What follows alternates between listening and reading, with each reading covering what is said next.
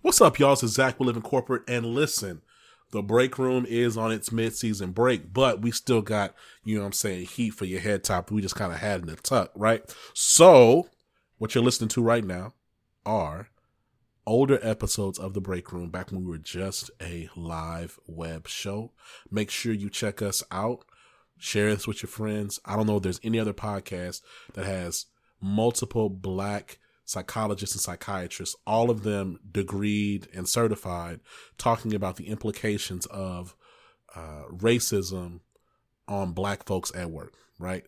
Like from a mental health, mental wellness perspective. I really want y'all to check it out. Excited that you're here. Like I said, make sure to tell somebody about it and enjoy this episode.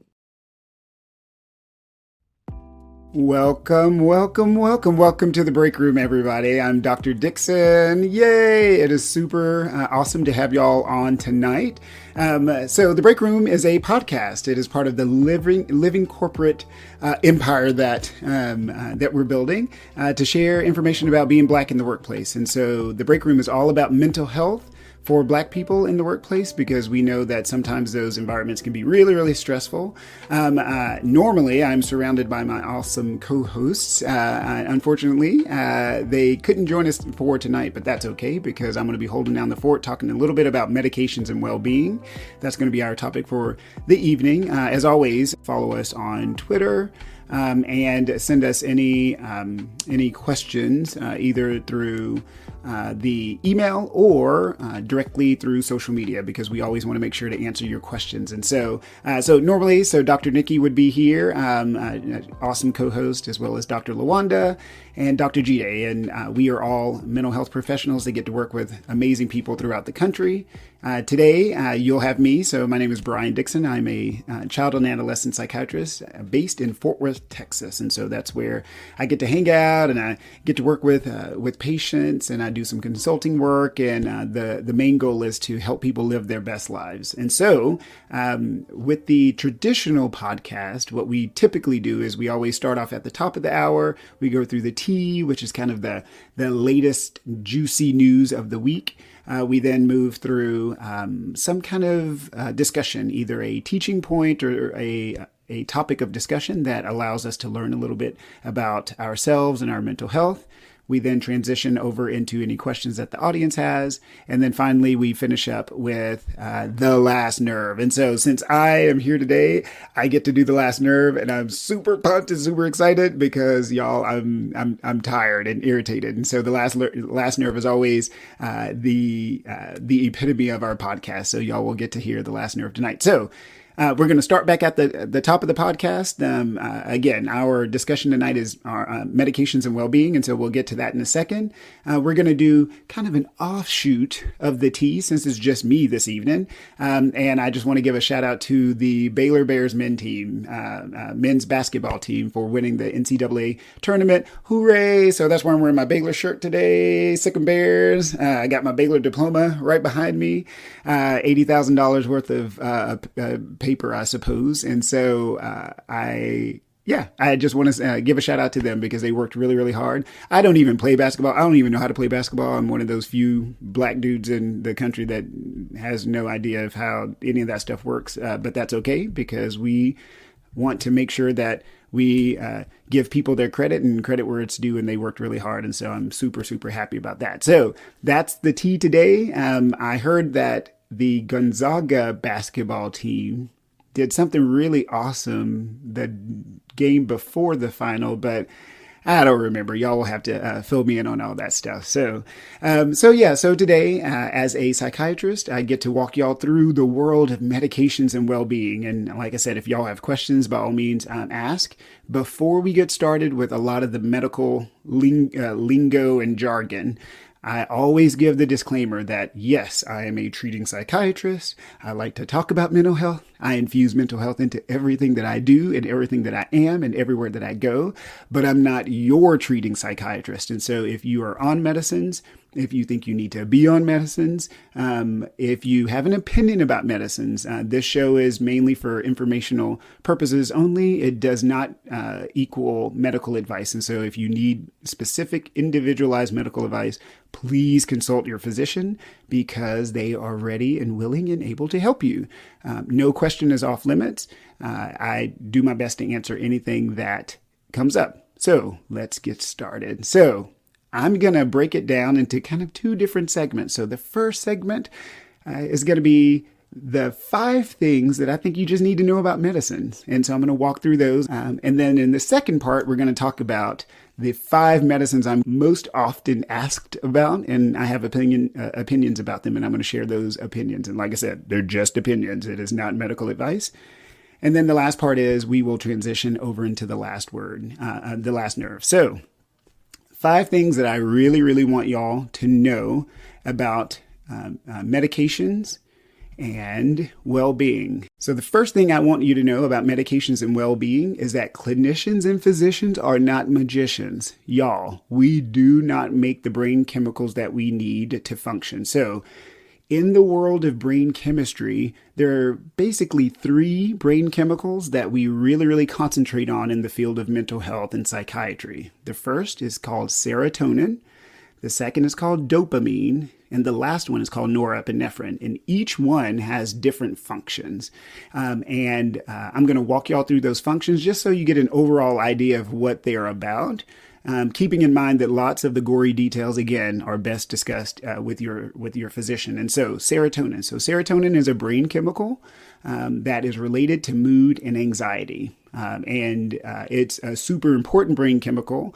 And in fact, it is so important that there are just as many serotonin receptors in your brain as there are in your gut. So your body uses lots of serotonin throughout the top to the bottom.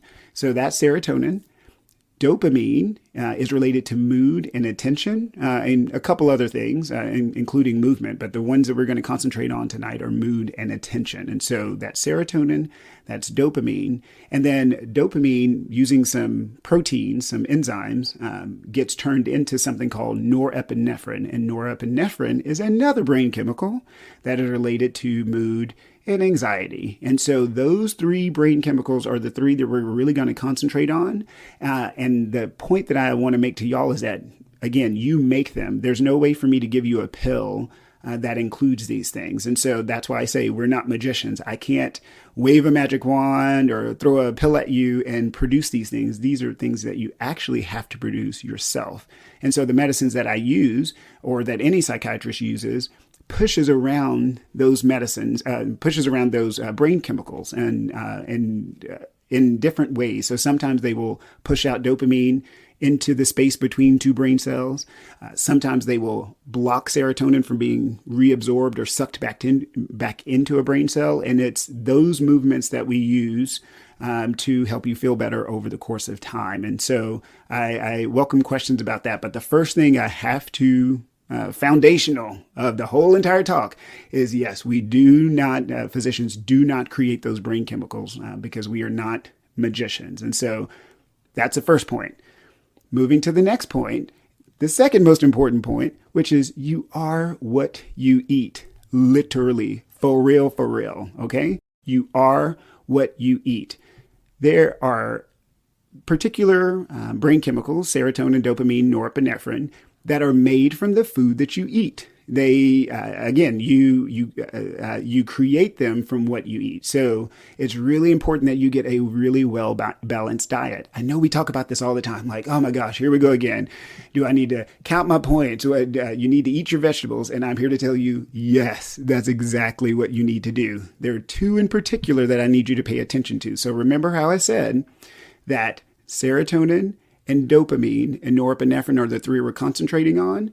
Dopamine and norepinephrine come from essentially the same place because norepinephrine comes from dopamine. So there's 2 things I need you to remember. So remember where serotonin comes from. remember where dopamine comes from. Okay, so serotonin comes from tryptophan. So if you've ever heard of eating turkey and then you get all tired after Turkey Day, after Thanksgiving, which is like my favorite holiday, your body converts tryptophan into serotonin, and serotonin then can help you feel better, or it can help you with sleep. And so there are certain foods that have more tryptophan in them. So salmon, poultry, eggs, spinach, seeds, nuts, soy. Those are all really, really rich. And the thing is, your body cannot make tryptophan. Tryptophan is something that you have to ingest. You have to eat in order to eventually turn that into serotonin so that you can feel better, okay? Remember, you are what you eat. So yes, you need to consume foods that have tryptophan in it, and that'll take care of the serotonin side of things. And then when it comes to tyrosine, so tyrosine is what your body uses to make dopamine. I mean, it can use some other stuff, but for right now, for this discussion, the tyrosine gets turned into dopamine, and dopamine is related to attention and to mood and to movement. And so you want to make sure you eat foods that are rich in tyrosine. So soy, chicken, turkey, fish, peanuts, almonds, avocados, bananas, milk, cheese, yogurt, a lot of the dairy stuff, lima beans, pumpkin seeds, sesame seeds. And I bring that up because y'all are at work. This is a podcast about Black people at work, and we want to make sure that you are eating right. So it may be that over that lunch break, you don't go over to the local Mexican restaurant and have a margarita. It may be that you don't order the enchilada plate with a whole bunch of ground meat and pico de gallo, right? I need y'all to be very thoughtful in your food choices because how you feel is directly related to what you eat. And so at the end of the day, if you have to be on a medication for any reason, remember that I cannot create those brain chemicals. You create them from what you eat so that then I can push those things around. Okay, so now that we've talked about we're not magicians, you are what you eat. For real, there is no way around that part. The next part is, I want you to keep in mind, is that medications do not change behaviors.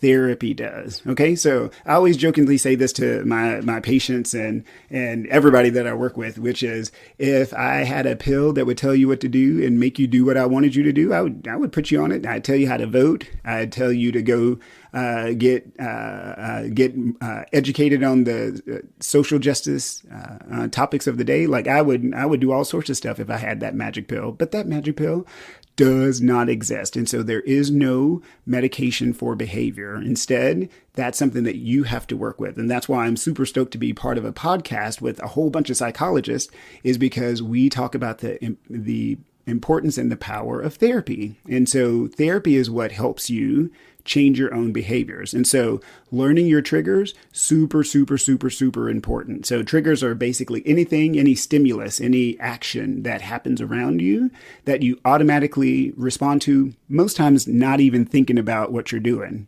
The best example is your phone. So anytime you hear that bzz go off, you automatically reach for your phone. That is a conditioned response, right? So that is a conditioned movement. That's a conditioned behavior. And I want y'all to really work hard to be more aware of those behaviors, because then you'll start to see them everywhere. For example, lots of people will begin to use food as a trigger, a self-medicating trigger. So in other words, you get stressed out and you tend to eat tortilla chips, or you get stressed out and you'll eat ice cream. So, you're at work, your boss is getting on you, you have a report due, and your tendency is to want to go and self-soothe by using some type of calorie, either going out to eat at lunch, or, forget it, I brought an extra piece of candy, so I'll go ahead and eat that. And I'm here to tell you, you can do those in moderation, but be very, very careful, because those can become self-perpetuating behaviors, right? So food is often used for self-medication.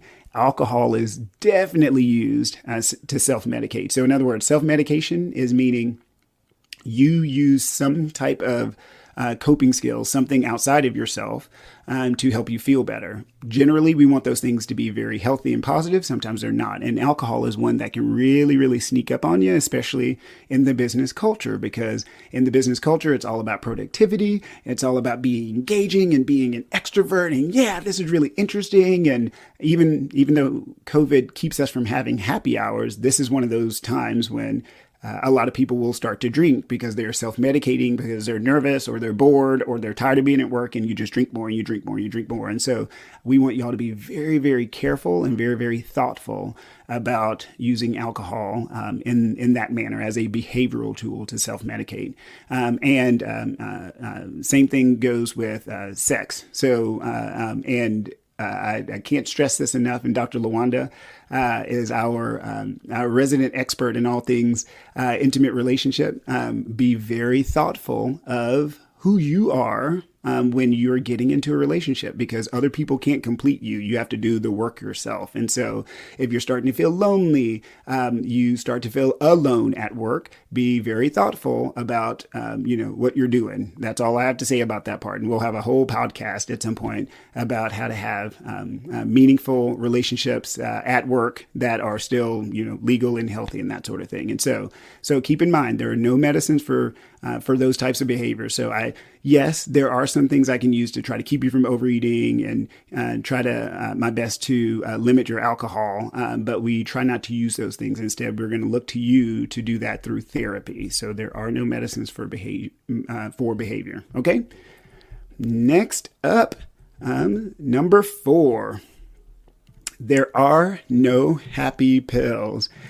Because again, if I had a happy pill, don't you think I would put everybody on it? And so I tell people this again all the time. I don't like prescribing medicines for folks because I have to hold at least $10,000 worth of malpractice insurance every year that I renew every year. And that coverage is, I think, 1 million, 3 million. So I'm trying not to get sued, because every time you get sued, then that tends to go up and your premiums go up. So please don't sue me. But it's a lot of work. I have to worry about my patient's side effects. I have to worry about, is the medication working? I have to worry about the cost, y'all. So the cost of medicines is insane. We have a really dumb healthcare system. If you want my personal opinion about our healthcare finance system, just go to my individual website, www.drbriandixon.com. Okay. I won't belabor that here, but I don't want to put you on medicines. I want you to be able to live your best life through therapy and through exercise and diet and that sort of things. And so if I start you on a medicine, is because I think you're going to benefit from it. There's no benefit for me at all starting you on a medicine at all. And that goes for most physicians. If they can get away with helping you feel better without a medicine, we're going to do so. And so since there are no happy pills, then how do you find happiness? Well, to me, in my opinion, happiness starts inside. Living your truth, living your purpose, being your authentic self, being your black self, being your gay self, being your straight self, being your trans self. You be you, both in your own life and at work. And when those line up, when there is alignment between your personal self and your work self, I think you're just a much happier person.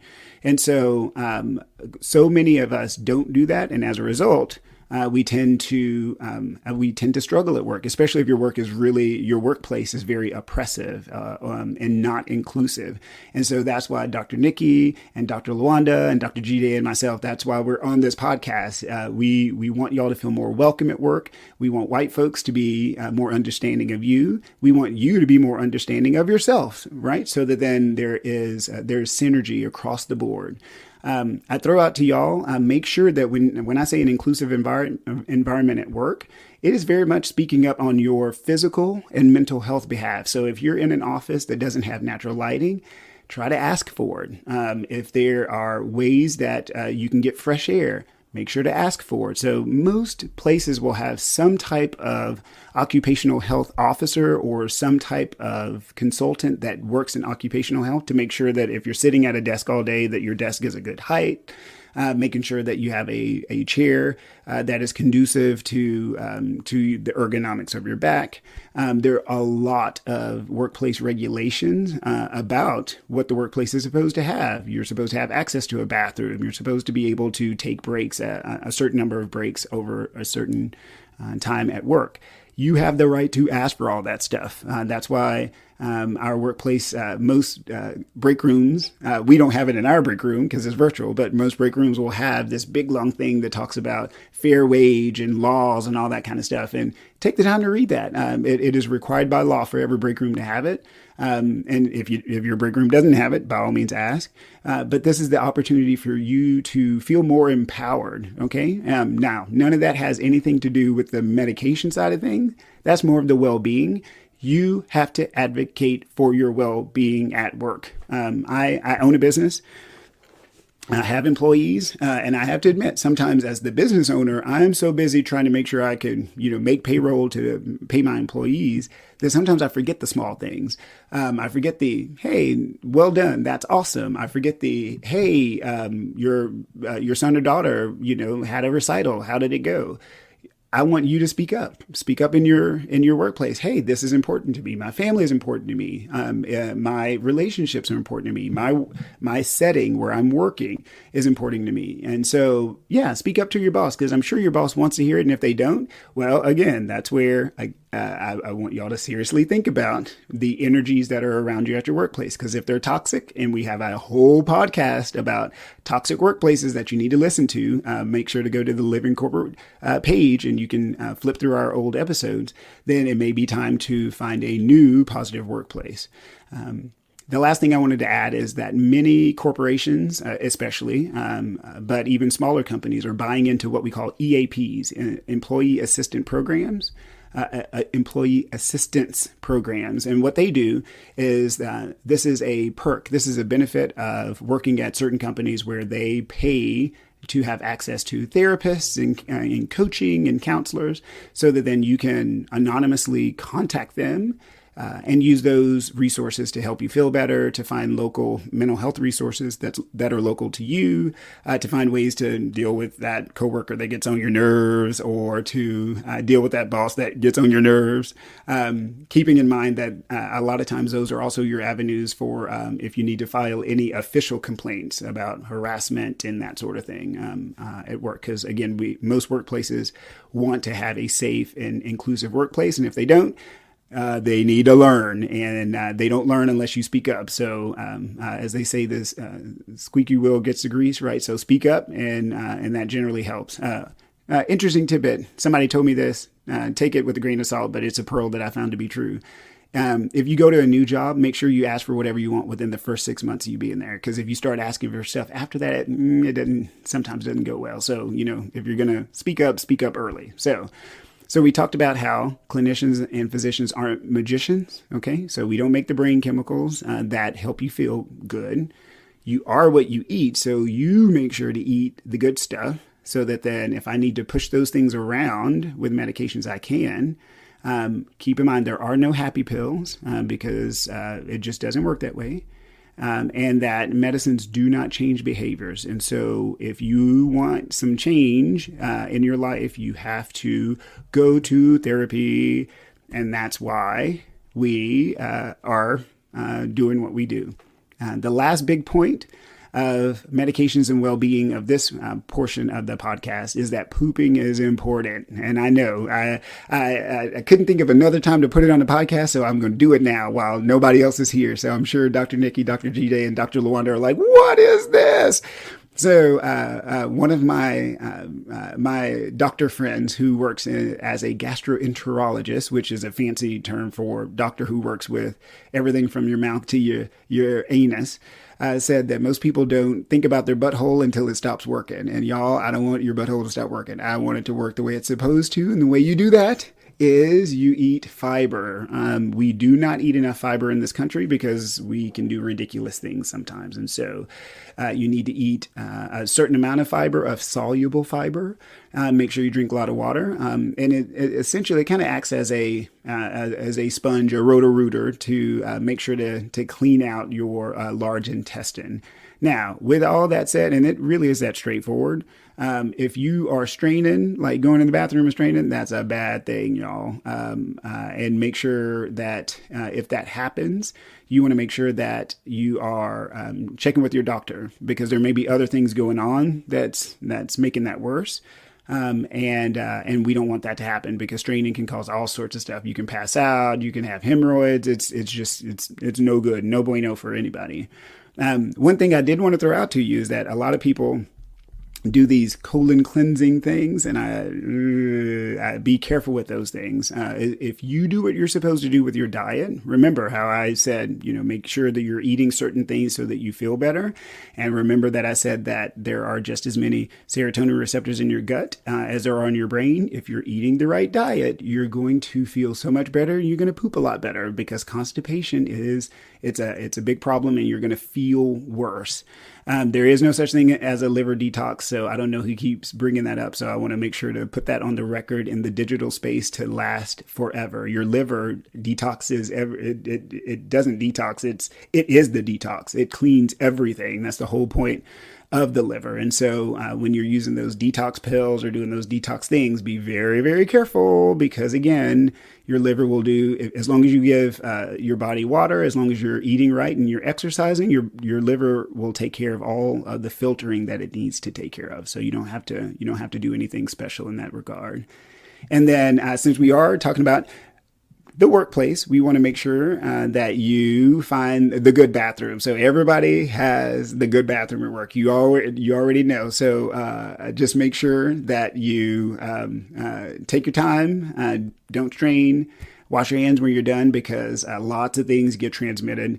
Lots of viruses and things can get and bacteria obviously can get transmitted if that's not the case. So make sure that your setting is serene and as clean. And for those folks who can't poop at work, and I don't blame you, because you know how that goes, then again, plan your meals accordingly, because there's something called the gastrocolic reflex, which is a reflex in your body that when you eat at a certain amount of time after that, most times about 10, 15, 20 minutes, you'll feel the need to poop. And so be mindful of that if your gastrocolic reflex is really strong, because otherwise you'll get really anxious and if you can't use a bathroom. So all those things come together. I know it's a lot of information, but I'm just super glad that I got to share it on the podcast at the break room. Alrighty, so those are the 5 things that I want you to remember about medications and well-being.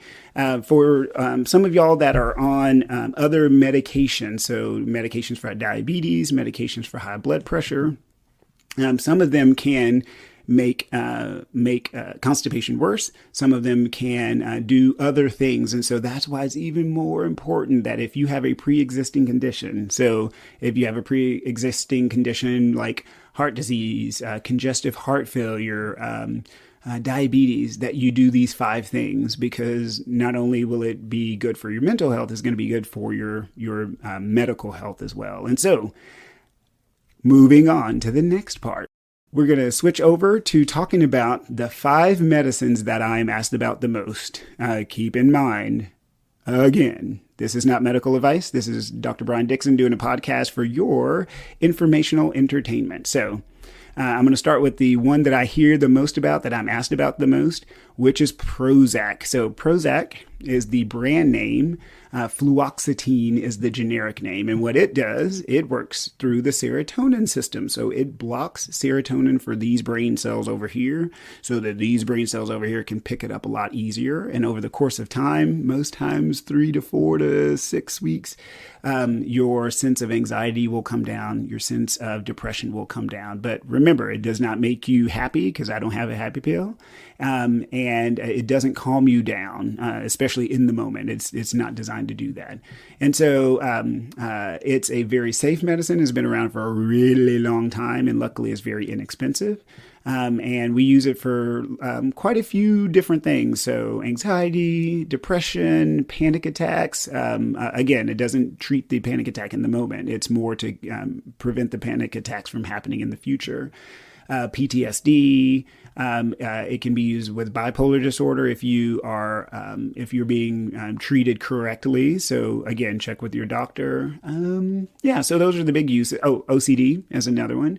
And so it's really, really common. And if I had to say love it or hate it, I would say I love it because it can be super, super helpful. My rule of thumb is that if I start someone on a medicine, I'm going to do my damnedest to get them off of that medicine at some point. So, and this is probably one of the medicines that I use the most. So, alrighty. So that is Prozac fluoxetine. So that's number one. Lots of people ask me about number two, and I'm going to do my best not to cuss and act a fool because it drives me nuts. So Xanax. So Xanax is the brand name. The generic name is alprazolam.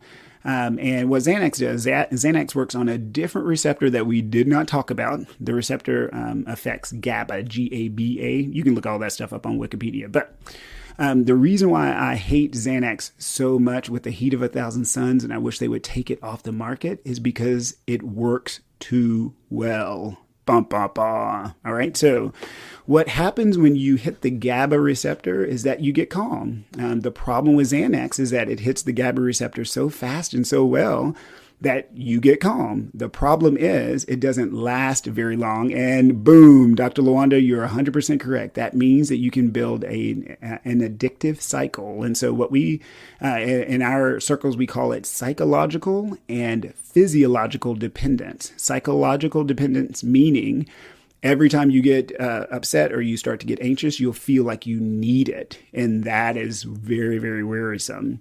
And then physiological dependence means that if I take it away, you actually go through withdrawals. You get really nervous, you get shaky, you get really irritable. And those two types of dependence mean that I try my best I do my damnedest to stay away from Xanax. I do. And the reason why is because there are lots of other options that you can use that don't work so fast and don't wear off so quickly.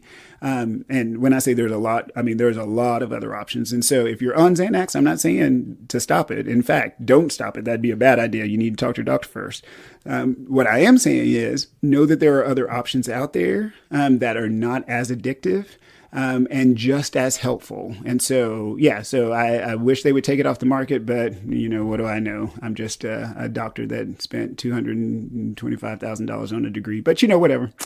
So that's Xanax. So love it or hate it. I hate it. I hate it with the heat of 1,000 suns. Alrighty. Number 3, Adderall and Ritalin.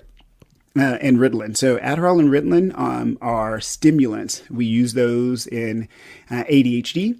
A couple other things. So anytime you need to pay attention is essentially when you can use those medicines. And they are very short acting. So Adderall and Ritalin only work the day you take them.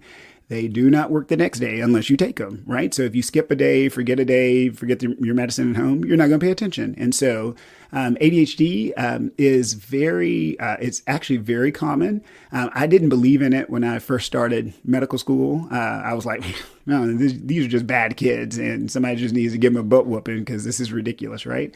And so until I did my pediatrics rotation and I was in the room with a 8-year-old that had it and I was like, holy shit, this is not only real, it's debilitating because kids literally cannot sit down sometimes, depending on the type of ADHD they have.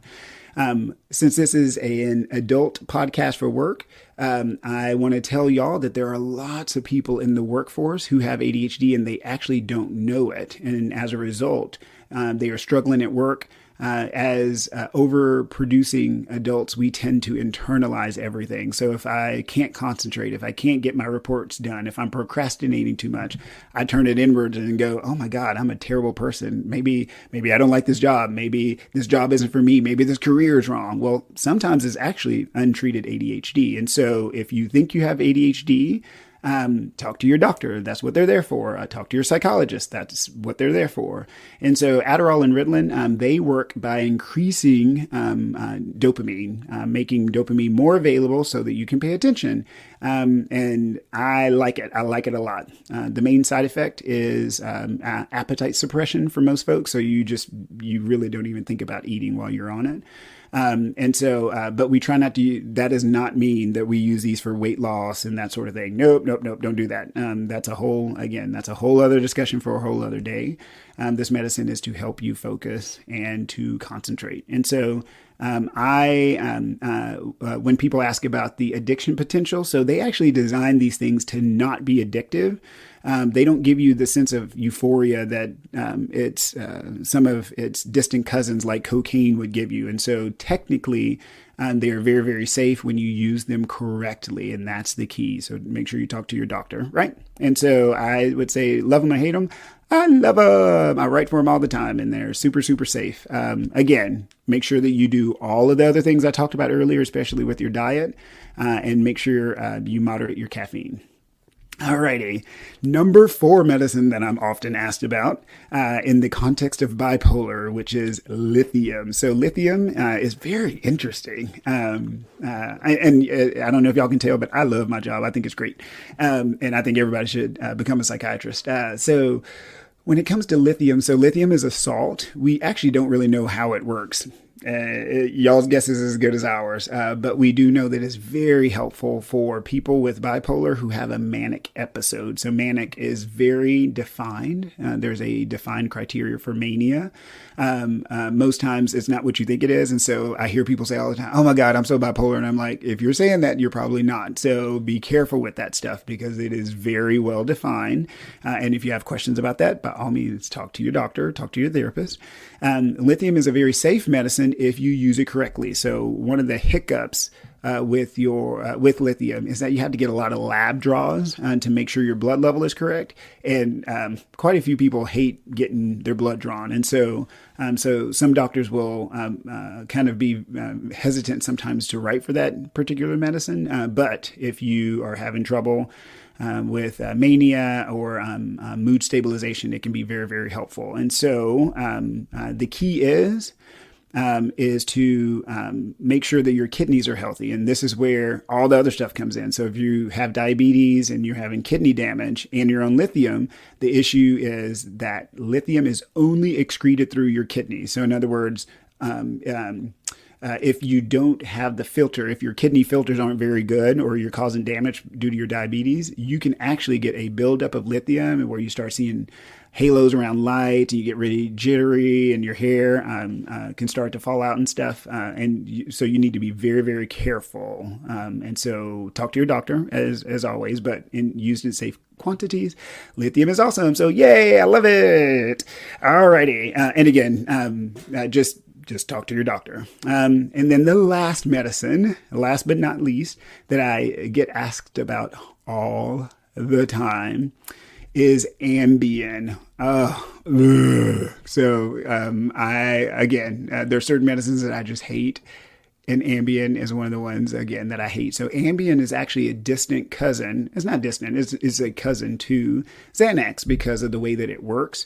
I can't even remember the generic name of it because I just try to avoid it like the plague. And so Ambien, there was, I think a few years ago, people were like, oh, well, I was hearing about people taking Ambien and having all these weird dreams and, getting up in the middle of the night and driving around and all that. And yep, it is possible. So Ambien and Xanax hit the exact same receptor as alcohol. And so for people who drink alcohol plus use Xanax or Ambien, you run the risk of some really major interactions because it can keep you from breathing, like literally kill you. It can do all sorts of stuff. And so I want you to be, if you're listening to this podcast, be very, very careful. Are they safe in small quantities? And if you're using them correctly?